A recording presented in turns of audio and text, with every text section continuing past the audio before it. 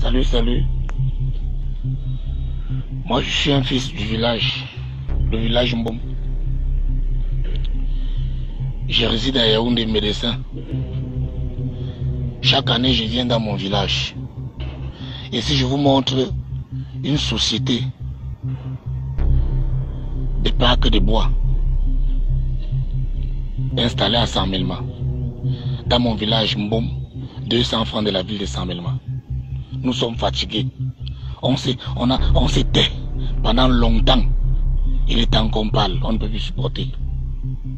Mon village est dans l'obscurité depuis au moins 30 ans aujourd'hui. 30 ans aujourd'hui que mon village est dans l'obscurité. Les agents sonnels, il y avait l'électricité.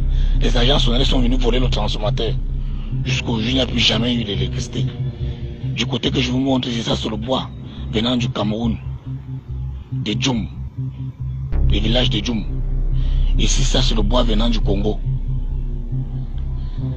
Ça quitte ici, là, ça s'est transporté par ces camions. Les camions que je vous montrais tout à l'heure. Pour l'Europe, pour la France, pour la Chine. Étant donné que nous, on n'a pas l'électricité dans le village. Quand on se rapproche auprès de la famille, ils disent que ils ont longtemps demandé l'électricité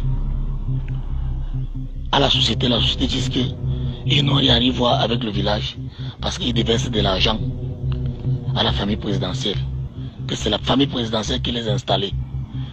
Chaque temps, le préfet, le sous-préfet de la ville de Saint-Melma, les commandants, les autorités viennent prendre du gasoil ici.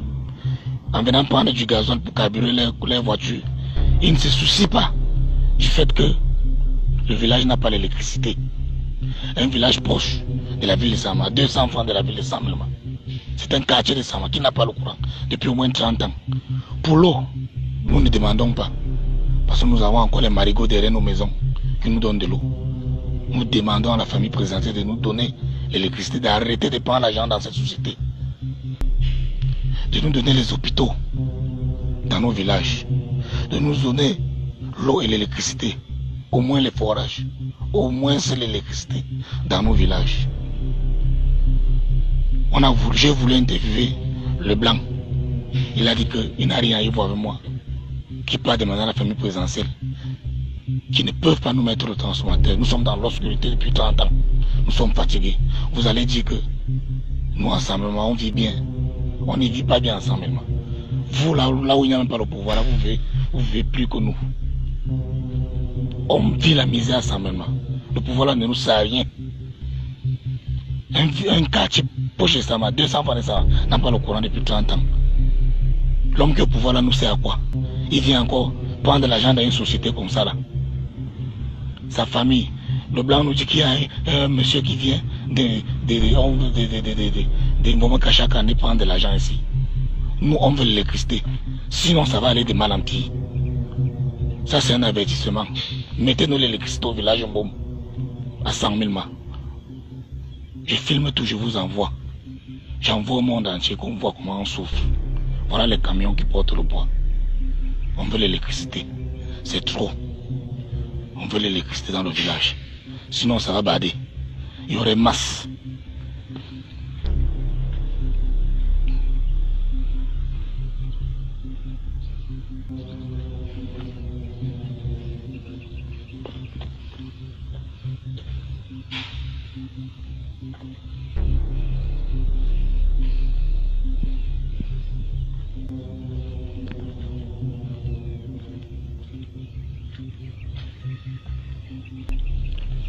Trop, c'est trop. Bicteria. Qu'est-ce que c'est ça? Bicteria Djaladi.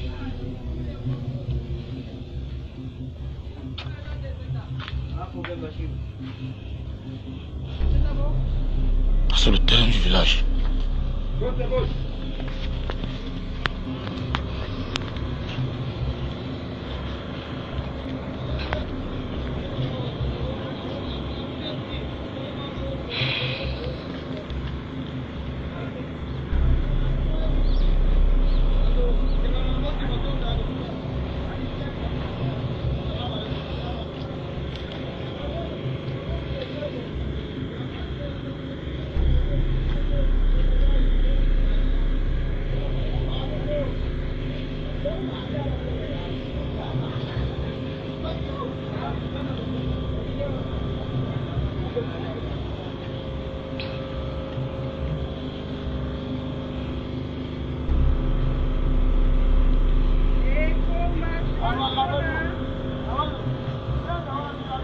Comme vous pouvez voir, le camion qui transporte ces bois-là.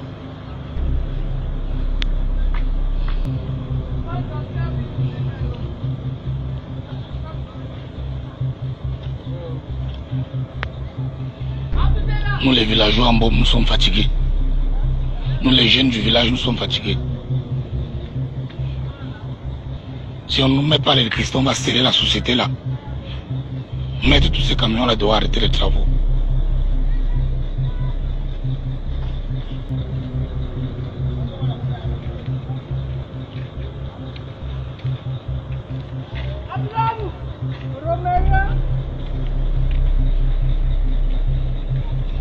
Voilà ma tante qui vient vendre les beignets dans le village. Trop c'est trop. On veut l'électricité.